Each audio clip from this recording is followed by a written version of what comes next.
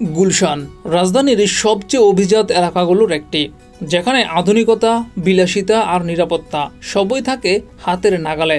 কিন্তু এই আধুনিকতার আড়ালে লুকিয়ে আছে এক ভয়াবহ বাস্তবতা। স্পা সেন্টারের নামে চলছে অশ্লীলতা আর অসামাজিক কর্মকাণ্ড। শরীর চর্চা আর মানসিক প্রশান্তির জন্য গড়ে ওঠা এই স্পা সেন্টারগুলো ধীরে ধীরে অনেক জায়গায় পরিণত হয়েছে অবৈধ ব্যবসার আখড়ায়। বিউটি ট্রিটমেন্টের নামে এখানে তৈরি হচ্ছে গোপন ঘর, যেখানে স্পা নয় বরং চলছে অসামাজিক লেনদেন।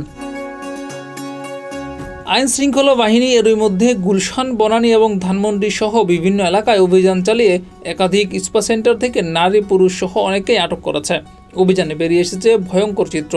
সামাজিক যোগাযোগ মাধ্যমে চাকরির নামে তরুণীদের ফাঁদে ফেলা, তারপর বাধ্য করা হয় এসব তথাকথিত সার্ভিসে কাজ করতে। স্পা মানে শরীর ও মনের যত্ন, কিন্তু যখন এই স্পার আড়ালে চলে শরীরের বাণিজ্য, তখন সেটার ব্যবসা নয়, তা হয়ে যায় সমাজের এক নীরব পাপ। বিশেষজ্ঞদের মতে এই ধরনের ব্যবসা সমাজের নৈতিক অবক্ষয়, পরিবারের অস্থিরতা, এমনকি তরুণ প্রজন্মের মানসিক স্বাস্থ্যের উপর মারাত্মক প্রভাব ফেলে। আইন আছে, কিন্তু তার প্রয়োগ নেই।